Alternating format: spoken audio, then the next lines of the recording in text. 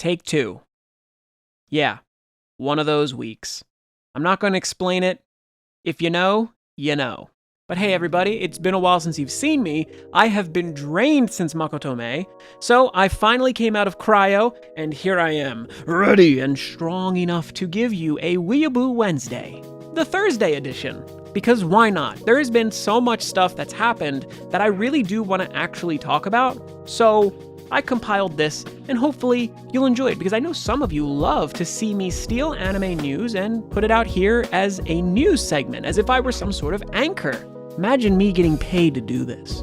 That'd be sick. You could use Hobbylink Japan to get me commission when you buy figures. Then I kinda get paid. Also, make sure to like the video going in just to show your support for this series, and if you find a story that you like, make sure to comment below and let's talk about it. But let's not delay, because the first of several stories will be that Urusei Yatsura, yes, the one and only, is getting its remake, which is wonderful, but we finally got a trailer that showed some more animation. And in this, I got really excited because we get to hear some more voice lines, and we get to hear the invader herself, the green-haired, oni-clad, gorgeous Lum. Yeah, so we get to hear her talking, we get to hear Ataru, we get to see actually Ataru himself, as well as some other characters. There's been a bunch of reveals behind the scenes of cast and stuff like that, as well as the reveal that it's going to be coming out in October for its premiere, so that's really exciting. It's not that far away. But yes, I'm really excited, and the voice for Lum is really good, but I'll say this much.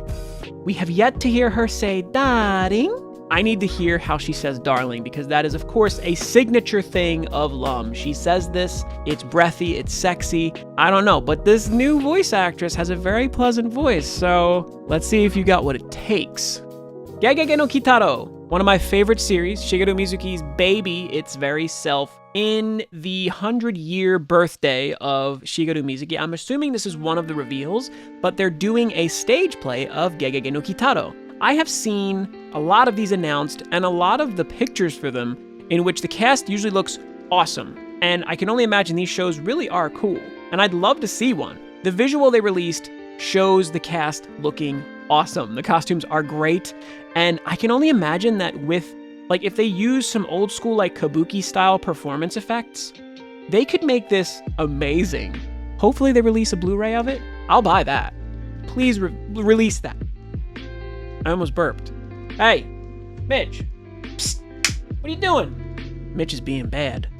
He's biting my warhammers. Evidently, the dog from Howl's Moving Castle's name was Heen. And I didn't know this. You remember that dog? It goes like... It's funny. Well, now you can get a life-sized, I guess life-sized, statue of it, which is going to be like $340. It comes out in August. You can pre-order it now. It's a piece of, I guess, decorations for your home, but he's on like a platform. But still, it's funny. It's going to be sold through the Ghibli online store, and it's a little expensive. Mitch, stop! Put his head in my trash can. So anyway, yeah, that statue's funny, but I can't buy that. So someone buy it and send it to me, and I'll show you a picture of Mitch next to it. See if it really is life-size. This one's really cool, and hopefully I can summarize this quicker than I did the first time. A mysterious Twitter came up with the handle @N4V5S8BGS_V_K9XP. That is a hell of a username. How do you remember that to log in? I venture to guess you don't. In a short amount of time, it was revealed that this was the very Twitter of Yoshihiro Togashi. And if you don't know who that is, then I'm sorry to say that you're in the dust, because this is the mangaka who created Hunter x Hunter, as well as Yu Yu Hakusho. And why this is a big deal is because, well, I guess they previously didn't have a Twitter before. And within like 24 hours, they became the second most followed manga artist on Twitter. I don't know if they surpassed yet, but they were only being topped by the My Hero Academia mangaka. And I think that personally, Togashi deserves the win. It's exciting because they were posting pictures of like manuscripts, like manga drafts. They were working on something and they only had 4 chapters to go for now. If you don't know, manga is typically done in 10 chapters before it's submitted. This would lead us to believe that they are very close to finishing drafting an entire volume of manga. In the past, there were some issues with the rights, and a lot of times mangaka especially when they're working under like a weekly magazine like Jump or something. They get a lot of pressure put on them to release a certain amount of stuff over a certain time and at a particular pace, which sometimes leads to manga being longer than it should have been, or just really overworking the mangaka. Togashi, from what I understand, has recently acquired the rights for Hunter x Hunter, which is exciting because that's been on hiatus since November of 2018. So this is a big deal.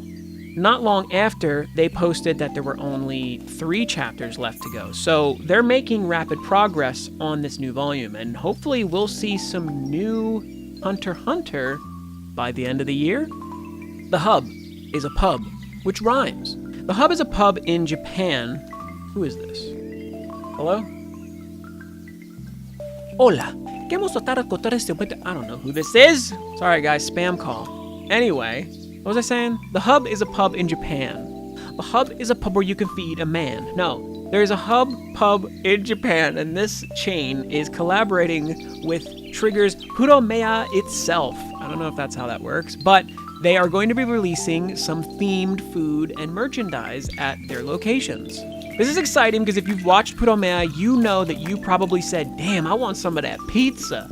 And yes, you can finally get the Volcano Margarita Mega Max Pizza, which is one hell of a name.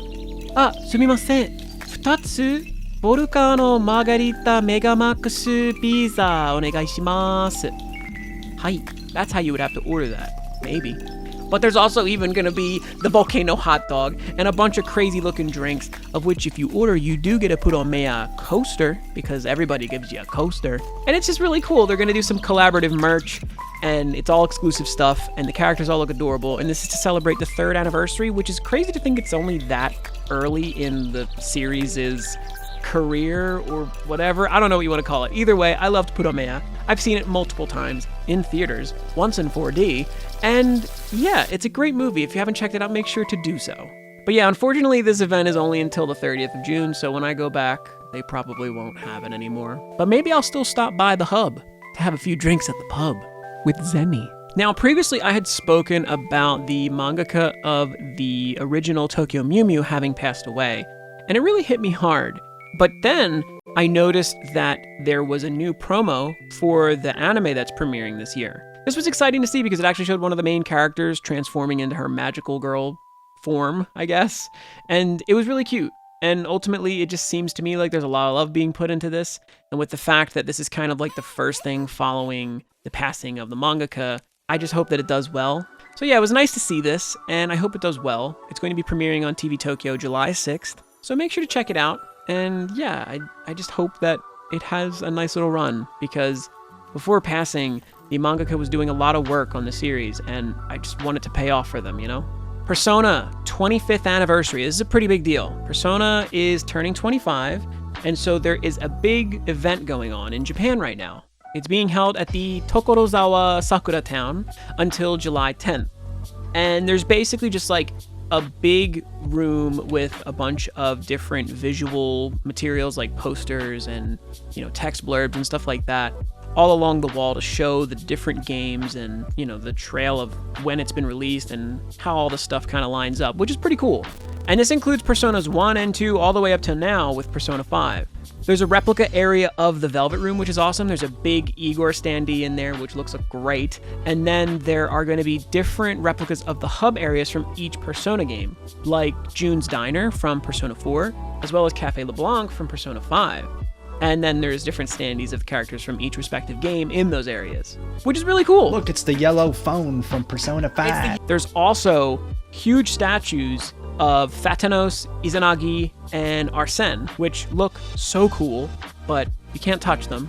But there's also a replica of Johanna, Makoto's motorcycle, from Persona 5, which is crazy to think that they would make a replica of that. Either way, it's pretty cool. And then there's also these giant mascot costumes of Teddy and Morgana, but I'm pretty sure there's nobody inside of them, so you can't attack them. I mean, you can attack them. You'll probably get kicked out, though. Now, Atlas isn't really having anything here in America. They're doing little events in places that I don't feel like most people will be able to make it to. But, big places like at Anime Expo. There's a place in California, I think, as well, where they're having these little events that I really wish I could attend, but it's just not possible on, no notice. still, there's going to be a bunch of exclusive merch and stuff like that. And then there's even going to be a concert, like, that you can get a digital ticket for to watch online, which, I don't know how I feel about that. But still, it's going to have a bunch of music from Persona, and that's one of the things we love most about these games. So that's pretty cool, and happy 25th birthday to Persona. It's crazy to think it's that old. Okay, I gotta show you something. Oh, okay, what do you want to see first? You want to see the fan? Because I'm a big fan of this. Yeah, Pui Pui Molcar. And this is actually useful right now because it's kind of hot. So I got the fan. We got the Buruburuzu, which is like a little fluffy keychain. You pull the carrot back and it vibrates. I don't know what that's for. Give it to your mama. No, but then we also got this, which is not just a replica potato cell phone holder plushie, but it's the Blu-ray for Pui Pui Molcar. So I really need to marathon this series because it's one of the sweetest, happiest, and pure series ever. It's the best anime of whatever year it gets released, and this year will be much the same because they are releasing a new series of Pui Pui Molcar this fall. I'm calling it Season 2, but the way they worded it, they're saying it's like a new animated series. I don't know if it's just gonna have like different theming or whatever, but either way, so long as it's the same animation and the same cute noises and the me me me me me me me me me, so long as it's that stuff, I'm gonna be happy because I love this series so damn much. I even got the sticky notes for your butt. I love this series, and I can't wait for there to be more. So, thank you, Pui Pui Molcar. Please come back. For the many of you who may have fallen in love with Anya from Spy X Family or Spy Cross Family, I don't know how it's supposed to be said. Either way, for those of you who do love Anya, you can now get your very own carrot-hating, peanut-sized Tamagotchi of Anya. This thing is going to come out in both pink and teal versions, and it will have something like 14 different evolutions for her, which show her in different outfits, I guess. And yeah, you can feed her peanuts, so that's fun, and level up your friendship with her, which is really cute. These are going to be coming out in December, and they're going to be like $20, so do not get scalped. You can probably order them right now. And yeah, it's just cute to see. I really like these Tamagotchis. I have these Evangelion ones that I still never opened. They're really small and really cute. So yeah, if you're into Spy X Family, make sure to get one of those. Oh yeah. Gamer time. Let's talk about video games quickly because there's a couple things that I want to bring up that I don't want to spend a ton of time on. Sonic Breath of the Wild, otherwise known as Sonic Frontiers, I think it's called. It's this big open world Sonic game that everybody was like, what's this gonna be like? Because Sega and Sonic Team has swindled us for ages, I won't be buying this day one. I'll wait for people to review it and say 9 out of 10, too much grass, then I'll get it. Still, it's a big open world game where the gameplay actually looks pretty good. The combat looks pretty cool, and ultimately it looks very, dare I say, fast. So yeah, that's exciting to see that there's actually gameplay now instead of just a trailer of Sonic running through an open field. And that's supposed to come out this holiday season, so you won't have to wait too long to find out if it's going to suck like pretty much 80% of other Sonic games. They also announced that there's going to be a new animated series, and yeah, I'm not going to spend too much time talking about it. Pokemon Scarlet and Violet are actually shaping up into pretty interesting looking games. Originally, I thought, man, Sword and Shield were so poop that I don't really care about another Sonic game or Pokemon game. No, but I said like I probably was gonna sit this one out because I stopped playing Arceus very quickly. I do love it, and what I'm excited to see is that in this new trailer for Pokemon, it almost seems as if they've adapted some of the playstyle and game mechanics from Arceus into this mainline game, which is good because that's what made Arceus fun. Also, there's a Pokemon in it called Lechonk, so clearly this is gonna be a banger. This is set to come out November 18th. There's also a really cool 4-player sort of cooperative multiplayer thing in there. I don't really know how it's going to work, but it's looking like they're actually making this more interesting than the stale-ass Pokemon that we've been playing for the last 20 years. So let's get hype. Street Fighter 6 is somehow uglier than Street Fighter 5. You remember when Street Fighter 5 came out and everybody was like, that's the ugliest game. It looks nothing like Ken. I hate it. Well, they're continuing that trend and making it even uglier this year. Well, it's not coming out till 2023, so you don't have to worry too much there. Though, I want to say that they're only showing like 4 characters, in which case that's probably half of what they released Street Fighter 5 with, and people thought that game had too few of fighters. Whatever. The game looks strange. There's a weird open world kind of, I guess I don't know if that's campaign or not, but the combat looks chunky. It looks kind of like Tekken, to be honest, with the way that the combos are. And I already suck at combos as it is, so we'll see. I'm probably not going to buy it though. Resident Evil 4 is to be given the gritty, realistic, awesome treatment that 2 and 3 were given. Those games that I enjoyed so thoroughly on twitch.tv/Zakingu. Those games were awesome, so I'm really excited to see how they're going to make Street Fighter, so I'm really excited to see how they make Resident Evil 4 better than before. Because I personally wasn't that big of a fan of it originally. Though it's supposed to have a reimagined storyline, so I don't know if that's going to mean they're going to get rid of some of the bad writing and make it line up a little bit more with like the kind of weird stuff that's going on in current Resident Evils, because that was kind of where the big shift happened. Either way, it's exciting to see, and that's coming out in 2023 in March, which is very soon, and it's only going to be coming out for Xbox Series S, Series X, PS5, and PC. Imagine running that game on a Switch. Whew. All right, so there's one last story, but it's going to be a little more freeform, so bear with me. Oh, you were noticing all of my books. I'm not going to try to hold those up. They're heavy as hell, but Berserk. You guys know it. You love it. And look at these things.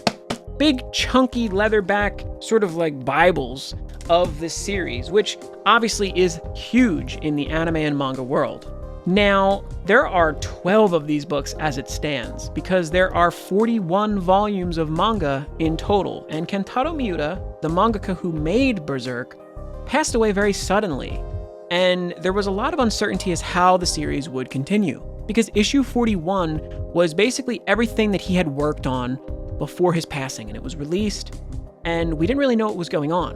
Kentaro Miura's assistant, Koji Mori, will be continuing this as the supervisor, and they will actually be completing Berserk. This is kind of polarizing because technically it's not going to be Miura himself, but Mori is a lifelong childhood friend of Miura, and evidently he has had a very special amount of insight to the story and what happens. He knows the story up to the very end, which is something that he has said. This could mean that the rest of the series will finally happen, but who knows at what rate? Because what's being done now is it's going to have, instead of just saying on the front, by Kentaro Miura, it's going to say original work by Kentaro Miura, manga by Studio Gaga, supervised by Koji Mori. So evidently, Miura has been discussing the ending of Berserk with Mori since 30 years ago, evidently. Originally, Mori had considered just sort of talking about the way that the ending was proposed in an interview, but instead, they're now going to actually do as much of what Mori can recall from his dealing with Kentaro Miura. So now the assistants and apprentices of Miura will be running forward with this banner to fully produce this. So apparently this month they are going to be releasing an additional 6 chapters that will end the current arc that it left off on, and then they are immediately beginning with the next one. Mori has said that he thinks that yes, his recollection may imperfectly tell the story, but it will still give you what Miura wanted you to get from the rest of it. And I think that that is a good thing. Some people might think this is false Berserk. I was really thinking about this, and it kind of dug into me, so give me a moment here. When I got these books in, I sat here and stared at them and said, damn, these are something else. Like, these are seriously, like, nice pieces of work. And to think that this is a foreign work that years ago, we probably wouldn't have thought much of here in the States. Manga only recently exploded in the past couple of years, really, with anime really taking over as a medium. And it led me to thinking about the way that people chase a legacy. Whereas Kentaro Miura was creating something that he just sincerely wanted to create, and thus through it all, in this dark and terrifying story, he made one of the most impactful works that has ever been released among mangaka. And to the point now where here in the States even, we have localized versions of his work in what appear to look like Bibles that command an entire shelf to themselves. That's something that most people will never attain. And in our search for greatness, and as we continue to try to get something or create something of ourselves, it can be so easily taken from us. Because Miura's passing was so sudden and such a shock. I, as someone who doesn't even have that much experience with Berserk, was floored, and thus it really puts things into perspective for you. And I think what I really got from this was that rather than allowing Guts to remain in a dark and horrifying world where his fight is unending, this can now be a way for him to receive peace, or whatever ending may come from the finality of Berserk. And I think that is actually really, really wholesome. He shouldn't be lost forever in a nightmare world. He should attain closure someday. And I really hope that these guys are able to finally give that to us. And not just to us, but to him, Guts. And furthermore, Miuta. Kojimori, I have great expectations of you. I think you're probably one of the only people that could tell the story the way that it needs to be told. And you're probably the only person with the information to tell it the way that you will tell it. So I really hope that this turns out great, because one way or another, I'm reading these damn books, and I'm gonna keep buying them until it's over. But with that, that's gonna be the final story there, and this is gonna be a nightmare to edit because it's long. But still, I hope you enjoyed that. This is the first Weeaboo Wednesday Thursday. No, it's probably not the first Thursday edition from back in the day when I was like making 3 videos a week. Either way, thank you so much for watching. I hope you enjoyed it. If you did, make sure to like the video and talk about one of the stories here, or all of them if you want, in the comments. Any support does help, of course. You can go ahead and join the Discord. You can subscribe to the channel. You can buy figures with my Hobby Link Japan link, get me a little bit of commission for what you may purchase, or click the video on screen, or just do all these things. Either way, I appreciate you being here, and I hope that you have an amazing day. Make sure to stay tuned because I am working on another video that I'm probably gonna start filming right after this. So get hyped because I got a big old box, baby. And until then, sayonara.